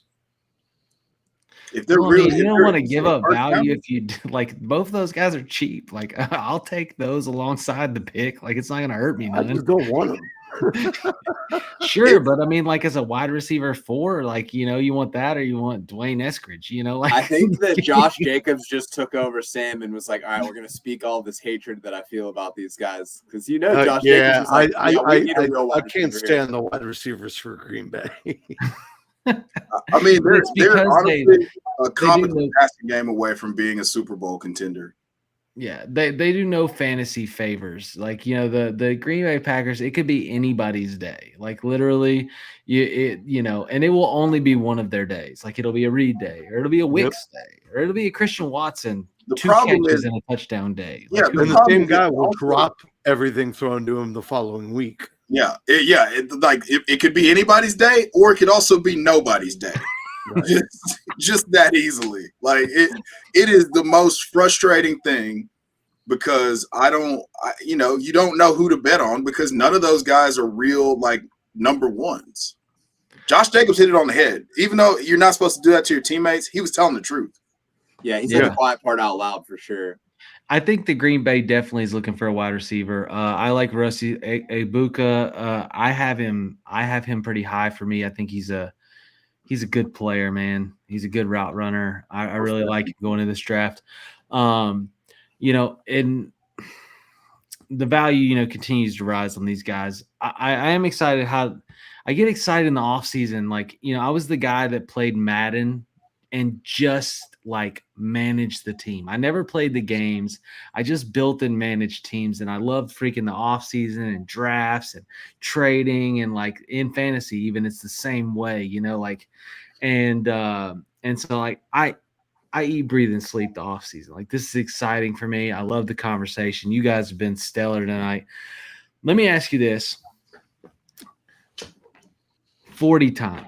And I'm gonna ask this because Bond came out today and said he wasn't gonna run just a 4.2 something, or he wasn't just gonna break the record. He was gonna run a 4.1 something. Who do you have for the fastest 40? And if it is Bond, do you think he can actually get sub 4.2? If he goes a sub 4.2, Al Davis is going to come out of the grave and draft him with that first round pick. Oh my gosh. Because that boy loves speed. Oh my God, that's funny. That's funny. Sam, what about you? I hope he doesn't do that because I hate hearing John Ross's name every year. I'm so tired of that. No, I don't fan, are we? That was the second time he said it. He said it right after Worthy did it. He said he'd run a 4.2 and beat him, and then he just doubled down on it and went further and said, 4.1 something. And I mean, you got to love that confidence. I do. Bond is not my pick for it. My pick is actually a defensive player in Damian Porter, who is consistently clocked. He ran a 4.3 today. An hour. So, when everybody else hits their stride, he's still gaining speed. He doesn't have to be the first one off the blocks, and he can still take it home. Yeah, I think he ran, and you guys can correct me, I think he ran a 4.3 today. on the 40. Hairston out of Kentucky beat him barely. I think the official time was a 4.28. Yeah. Maxwell Hairston. Yeah. Yeah. So the good. I mean, both are strong times. I mean, Porter did really good. Porter, I think was flying. I think he had a better. They were talking about a more complete. Like when he went through all of the skill, position drills, he had a more complete high volume performance. Harrison beat him in the 40, obviously, but like I think that, I mean, Porter's obviously that's a good choice. He's got a lot of hype behind him, but he did get beat today. But out of the skill positions, you look at wide receiver, running back. I mean, is Bond the consensus one, or do you have anybody else on the offensive side of the ball that you think could beat him? There's two guys. I think it's Smith. I think Smith pretty much has to fall down. Yeah, I was gonna say the same thing. Aniyah Smith out of Georgia is the guy that I'd put my, if you were gonna say, hey, flip a coin, it's between he and Bond. I think that Dylan Sampson might have a shot at it, but I mean, running backs, you just rarely ever see that type of speed at running back. So I think Aniyah Smith would be the other guy that's in contention to run. Biggs, co-host of the Dynasty Pulse, got to interview Aniyah Smith, and he said, hey, are you going to try to break the record?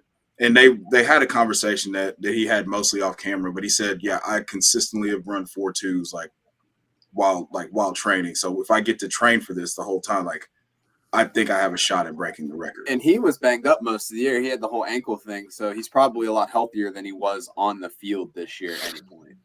You should be able to bring your own stopwatch guy like they do for the home run derby when you pick your pitcher. The crazy thing is Smith's 40 projection. His 40 projection, you look at NFL Draft Buzz, you look at... That was disgusting, by the way, that they do that. Like, we are betting on people running in a straight line for 4 seconds. Like, we need help. But his projection is somewhere between a 4.4 and a 4.5. Yeah, I don't know if the dudes over there are familiar with his game all the way, because I mean, this is a guy that's a state champion in the 100 and 200 in Georgia. And I don't know if you know about Georgia track, but those boys are fast. Yep. Yeah. In 2023, his highest clock was like 22.5 miles per hour on the field. Well, yeah, and his teammate Malachi Starks is fast as hell too, and I think he ran track there too. He ran track before Georgia as well. So, yeah, we won't get into track because then I'm gonna start planting the Arkansas Razorback flag, and this show isn't about that. But we got Rusty in the chat saying someone join me for the RJ Harvey flag. You missed it last night. We had a whole RJ Harvey love fest on the Dynasty Pulse. I also saw the short. I'm like, okay, maybe I need to go look at RJ Harvey, it sucks because all these guys aren't going to hit, but like, it's so fun right now to look at what they've done in college and be like, well, this is what could be. But, so the truth is somewhere in between this guy being the next Barry Sanders and him being the next Brandon Oliver. For sure. Let me drop the link into the chat for the Fantasy Pulse last night. That's the one with Kluge in it. Yep. Yeah, I'll drop that in the chat so that you can check it out, Rusty. Wrong. If you haven't already. Man,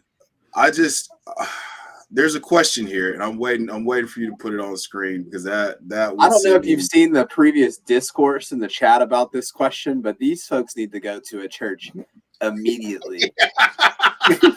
Is it the, did I miss it? Is it like further up? Or It's that most immediate one. but it's been asked a couple times now. And What- the things that have evolved from that, I think I'm what gonna have to one? have a conversation with my wife about the things that have occurred right now. Is it this one? Yes. Yeah, but it's a little further up, and I don't know if you want to put the responses on the screen. But I'll answer this one. I will feel very validated. Everybody knows, Deku knows especially, I started as a Caleb Johnson denier. But again, I was assigned him for the rookie guide, and I love what I see. I mean, he compares to all the guys. I saw that. You found it. I'm catching up on the responses. I'm sorry for those who are watching the show and it is Sorry, Mom. inappropriate. If Caleb Johnson runs a 4.4 at 225, one, that will be a freaking that will be a fast hammer. Yeah.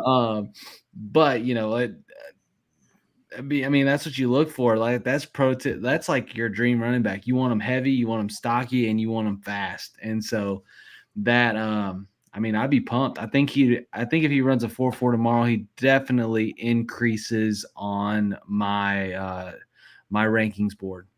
Now let me ask you guys this. You're gonna call me crazy, but I'm not comparing the way his career played out. You're crazy. Here we go. Is there not a little bit of Todd Gurley there? Like the long speed. Todd Gurley was so long though. He's tall. He's 6'1", and Caleb's 6 foot. And Todd was 230, and Todd was 230 coming out of University of Georgia. Like, Todd's a grown man. He's one of my favorite running backs of all time. I just like the long runway open field is. I'm not saying his breakaway is unbelievable. Yeah. If you look at the percentage of long runs that he had, I think it was 15% that he the breakaway run rate. Yeah, it was insane. So yeah, I'm all in. And I see him being a round 2 sort of guy. I think that depending on where he gets drafted, there's a lot of talk about what's going to happen with the Ohio State running backs. I have him ahead of both of those guys. I really like everything that I have from him. So it's like I got Genty, Hampton, and then he's 3 for me.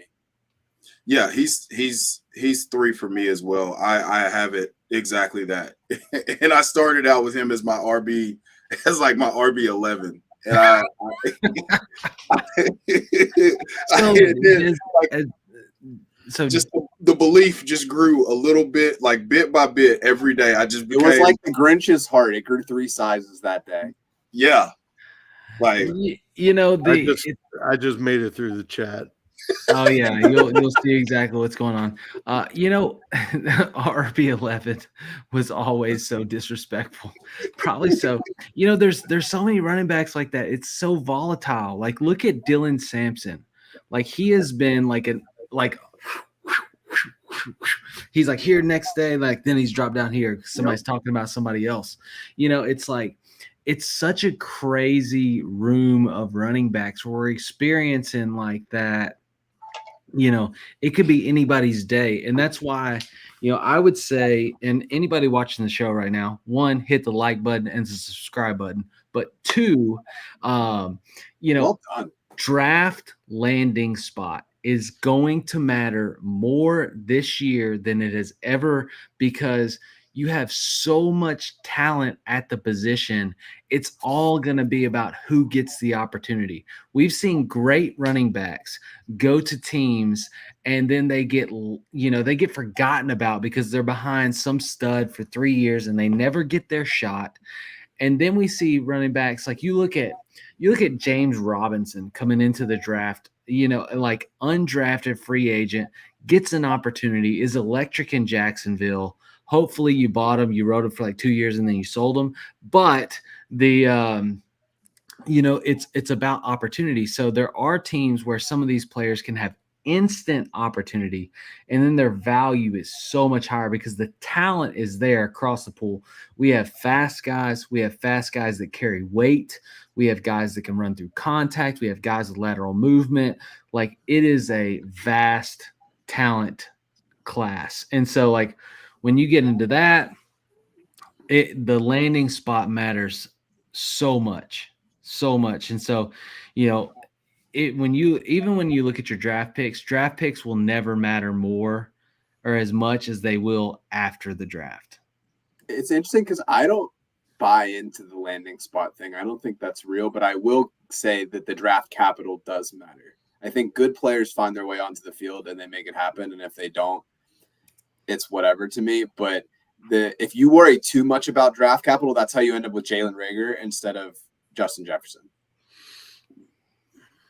So I agree with that, and I understand why people subscribe to the landing spot ideals, but I'm not one of them. I trust in the talent when I draft. I mean, I'm drafting guys that I think will take over the job. You know what I mean? Even if it's in 1 year. Yeah. If I got to wait 1 year, I mean, look at Trey Benson. You think he's still going to be James Conner's backup this year? No. Did I draft him all over the place last year? I sure did. I think he has 1 more year before he really starts pushing the envelope for Trey Benson. But like draft landing spot, so talent matters. But draft landing spot also matters significantly. You look at Bucky Irving. Like if Bucky Irving wasn't behind a mediocre running back in Rachaad White, he doesn't hit like he hits, right? And provide immediate fantasy relevance like year one. And then like you look at years going forward, he's got that spot locked down. And I mean, Chev, I know you hit your chest when I said mediocre running back in Rachaad White, but it hurts, but it's true. He's middle tier. Yeah. I think it's a good way to separate players that you feel that are even. I think if you sip too much of the Kool-Aid and it's like, all right, like if you look at like JSN, it was like, oh, he went to Seattle. They already have 2 established receivers there. And then for some reason he wasn't your wide receiver 1. Like we need to reevaluate like what we're doing when that happens. But it's like, hey, like if say, I don't know, if the 2 guys from Ohio State, one gets put into an immediate starter role and the other one gets somewhere where it's like, hey, he's probably going to be a backup, then yeah, if everything else is the same, that can be a good tiebreaker. But I think it's too easy to say, oh, well, I need to draft a Worthy now because he got drafted by the Chiefs. And it's like, all right, like, does that really make sense? It's a dangerous game. But with running backs historically, if you look at fantasy football, it's common sense, but we don't think about these things sometimes. You are going to run the ball more if you're winning. So if they're getting drafted to a team that's a winning team, they're going to do better in fantasy too. Well, you have to concern yourself with, I mean, sometimes the perfect landing spot isn't the perfect landing spot. I mean, I saw a lot of problems all through the process last year with Keon Coleman. I thought he was a horrible wide receiver. And he went to Buffalo and all of a sudden his stock went way up. He's dumb. And what did he do in Buffalo? I don't know.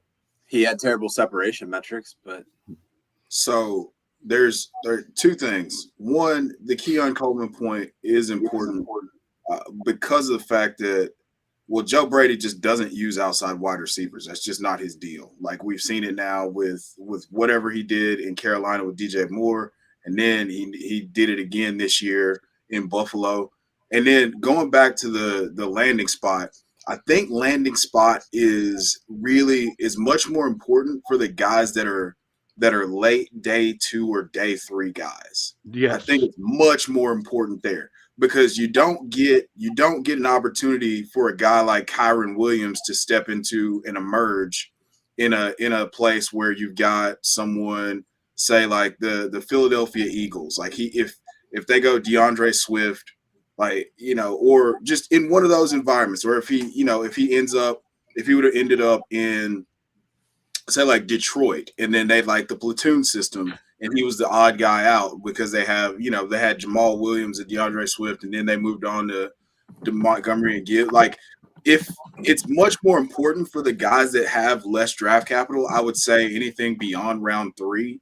It's much more important for those guys because 1, they're not as guaranteed of a roster spot, and 2, you have to evaluate like what their situation is, because they're obviously not being drafted to be a starter at that point. It's just kind of depth, and then let's take a shot on what we believe could happen. But we're not married to someone. We're not married to someone because we've committed a bunch of money, year over year for this guy. Yeah, I guess ideally what I was trying to say is the people that I feel comfortable in my evaluation for, I don't really care where they land. I won't fade them if I'm that excited about them as a player and their talent. But I am open to have my mind changed on somebody that I had further down the board that, yes, came into a much more favorable situation. The guy I said, Kyron, the guy that comes to mind for me is a guy from the 2017 class, Aaron Jones. I mean, he's a 5th round pick, and then, you're not really expecting anything. And there's a ton of guys that are going to get off to a much more Aaron Jones than Bucky Irving start to their career. And we've just got to stay true to our evaluation. So this is the differentiator for me. And I'm speaking from a fantasy perspective. So, when it comes to fantasy, the shelf life of a running back is minimal when in comparison to a wide receiver or a quarterback or even a tight end. Like, those positions traditionally give you longer lifespan of significant value.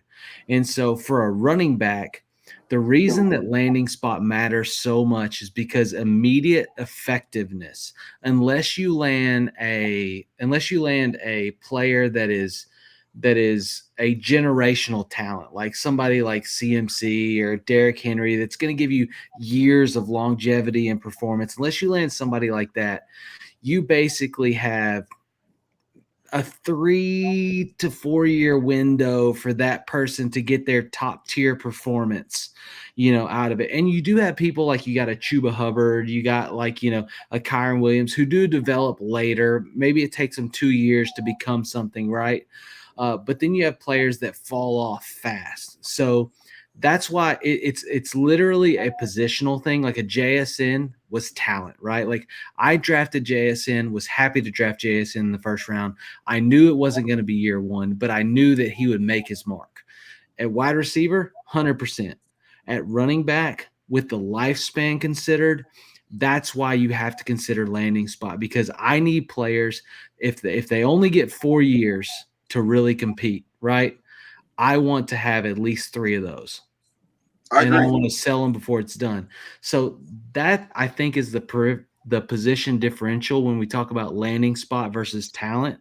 Talent's going to prevail, sure. But you can have running backs that have all the talent and it prevails, and then you only get 2 years of usage because then they drop, right? I would rather try to get 3 to 4 years of, like, Bucky Irving is a perfect example. I think Bucky Irving is going to give us probably at least the next 4 years of substantial performance. Then he's going to drop off. You look at freaking Javonte Williams. People are drafting him in the top round, or top draft picks, and like injury, like he's now hit his, like, I don't know that we're going to get that much more from him moving forward. Especially with this class and just like how big it is and how much quality talent you have. Why would I pay money for a guy when I can go draft someone who doesn't have the injury history and all that stuff? Like, it's a scary time to be a running back. Like, even you look like Najee Harris, top free agent off the board. How much are people willing to pay him when you can go and draft, say, one of these guys like Caleb Johnson in the second round? Yeah. Well, the age for the cliff has gotten a little bigger because people in the NFL realized that they were making it too short. They were saying, but not everybody's the guy is done, and then they spread it out to, well, after 4 years the guy is done. And then what happened last year? It was like a record number of veterans changing teams. Not only because the draft class for running backs was weak, but because there were so many guys that still had gas in the tank at 27, 28 years old. So a lot of it gotta has watch, to do though. with their teams and their surroundings. You look at, like, for example, like one of the Derrick Henry. Derrick Henry spends like $200,000 a year, $250,000 a year just in body upkeep, Mhm. right? Do you Like, not? yeah. Say what? You don't? Do I spend? No, no, bro. I'm lucky to make it through groceries. Like, my wife, like, is like making sure I'm eating right. Like, I ain't spending 250. But it's just different when it comes to running backs, and I love the conversation. It's definitely big, a big point, and I think it pertains when you look at positional. I think when you look at positions, it differs, and in fantasy, you have Oh, to yeah. view it that way. You can't put everybody on the same platform, the same pedestal. You got to view positions separately. You got to look at the lifespan separately. You got to look at the opportunity for optimal performance, right? Because, like, if I take it like this last year, I took wide receivers because there were like tons of like 19-year-old wide receivers that were going to be freaking electric. And we see that, with the McConkey and with the Neighbors and with the, freaking Brian Thomas Jr. Brian Thomas Jr., and like you locked in players that blew 1,000 yards away in their rookie season, and you have them for the next 10 years, 6 to 10 years of optimal performance. At Where least. running back, you're not going to get that. And so I would say landing spot matters in those instances, but you have to look at it separately. Yeah, go ahead, Chef. Yeah, but case by case basis, I think. I would say that the way that I've learned, or the thing that I've kind of adapted with running backs is trying to marry up what I felt about their talent with their draft capital and what those contracts look like. So obviously, if you get a first round running back, you're getting that 5th-year option. So you got pretty much a 5-year window, if everything goes really well, to know that guy is certain. Like, once a guy gets to their the third year of that 4-year contract, I'm like Breece Hall to me, we all know what type of talent Breece Hall is, but he's going into the last year of a deal. And now, like, you've got Lance Zierlein mocking Ashton Genty to the Jets. And, it's like, and it seems really crazy. But I mean, Sam said earlier, he's like, man, Ashton Genty could come off the board at 6 to the Raiders. So is it that crazy? So the Raiders need somebody. They need help. Right. And like NFL, like, one, we talk about how crazy, we talk about how there's windows for these guys, and you want to be getting out, like, you want to maximize that production and then get out, because that second contract is typically when you want to be out on a lot of these guys. Yeah. Because, they're immediately becoming cap casualties because of the fact that, like, I mean, look at Joe Mixon. Stalwart Bengals running back, consistent, only RB1 from 2020 to 2024. And the Bengals just let him go for a bag of chips. And he goes to Houston and gets an extension to get his third contract. But how often does it happen to where those guys just, I mean, Dalvin Cook, for example, he got to the second contract, boom, we're done. And that was after, him being an RB1. So I think that there's a very important entry point that we have to pay attention to. And that's, when that guy breaks out. And then there's you've got to be looking to get out once that guy's like a year or two into their second contract, if they're not, bona fide RB1s. Yeah. Even if they are bona fide RB1s. I mean, like I said, Dalvin Cook had a great season, and now he's been jobless for the last 2 years. Yeah, when I'm looking into evaluating players for trades or whatever, I look less at their actual age and more at their contract status. Like if I'm in contention and he's going into a contract year, oh, great, I'll take him because he's probably going to try to run his ass off. But free agents, I'm staying away from. First year on the second contract, no thanks. I'm always looking at those contracts. Yeah, we're lockstep in that, Sam. Yeah. You said it. You said it better. Well, guys, I'm going to hit a question we missed earlier. I'm going to roll up here and land this one. And then I think this is going to kind of close out our night. I'm officially out of bourbon, which is a detriment to this show. So I'm going to jump up here. So Dougie Fresh, which appreciate you. You dropped the super chat in tonight. I wanted to make sure we got to this question for you. Thanks, What is Dougie. the latest pick you would want in a 12-person PPR Superflex tight end premium in this rookie draft? I'm guessing it's this rookie draft, but like the And I'm latest pick guessing that it's you a would want. startup. No. He means rookie draft. It could be just like a startup situation where you're like you can draft like a pick, like you draft a kicker and then that becomes like a draft pick kind of thing. Maybe it's more Okay, well, just the rookie draft probably. Okay. Yeah, he said in the chat, he said, "Yep, rookie." The facetious answer is I always want to pick 12. But I think as far as like talent this year in tight end premium, I would be willing to sit at like 8 or 9. I think that I could still get somebody that I really like in that range. I don't really have, like I said, I'm not really big on the quarterback. So to me, like the super flex element is playing in my favor because at some point people are going to say, hey, I'm going to take one of these quarterbacks just because the value is there for the type of game that you're playing. The tight ends are going to get boosted up. So to me, it's like when in doubt, pick a running back this year. I'm going to pick to the strength of the draft. So I think that I could get Caleb Johnson at like the 8 or 9 and leave that draft feeling really happy about that. So to me, that's where I would probably want to land if I had the choice. What about you, Sam? I would say 8 as well. I don't think I would really want to go further down than that. And when we're starting to get into choppy water at that point, but yeah, I'd be happy with whoever I came up with it at the 8th pick. I think for me, yeah, I actually answered him in the chat.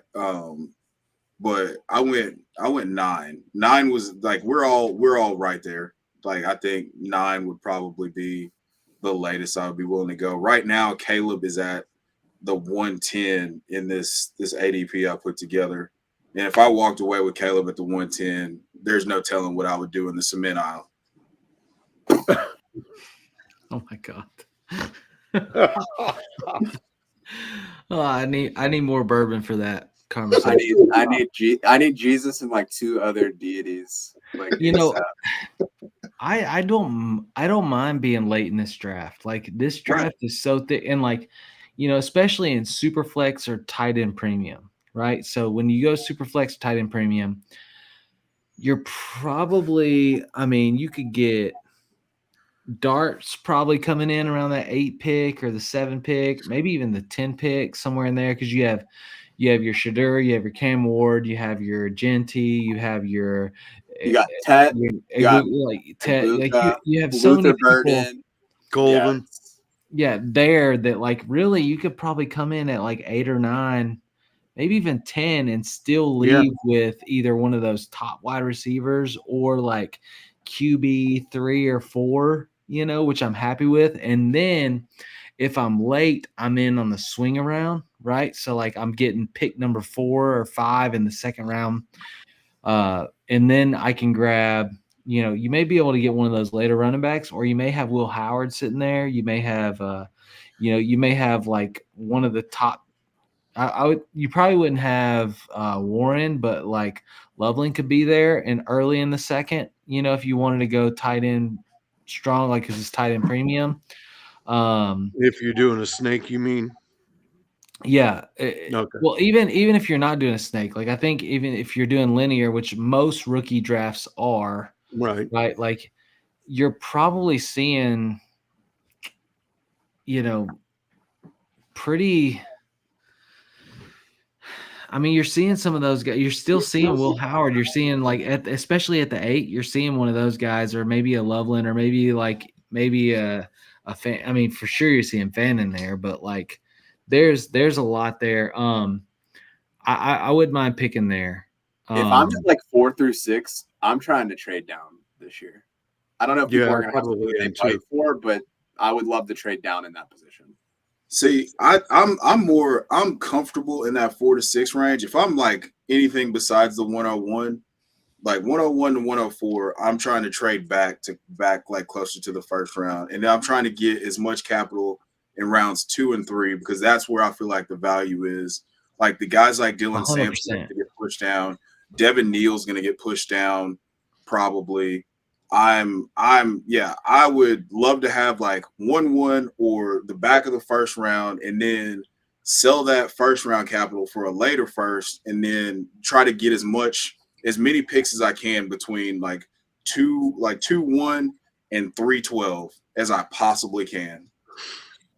Yeah, if I've got the 1-4, like I'm trying to dish that. I want 110. I want 2-2. Like it all compounds. And like I think I'm definitely in a trade down. Like for me this year, it's a trade down, 100%.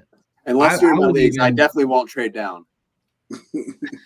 No, I'm pretty set. I'm pretty set on taking Ibuka at 4 right there. So yeah, I mean, in fact, I'm going to get my next 3 years first round picks so that I can get the 1-1 and I can leave with Genti in this draft. I'll give 3 first to get no. I mean, maybe. I mean, I'm on a pretty strong championship run, so I'm going to be giving like 3 112s. To maybe. No, I'm just kidding. I got in three of my leagues, I have a grand total of 11 first-round picks. Oh, wow. You really do like the rebuild. That's crazy. Yeah. I love the rebuilds. He's that guy. He's selling out everything. So anybody that I would love down you with in my is league me. because I'm going to give you sure, I'll give you a first round pick and you give me like 3 of your studs and I'm going to go win a championship and right. You're gonna build on future. It's okay. You should have seen the way everybody was looking last year when I took Neighbors and Harrison Jr. back to back. You're like the Rams trading what all they gave away to get Stafford. That right. It's all good. Dougie Fresh, man, appreciate you.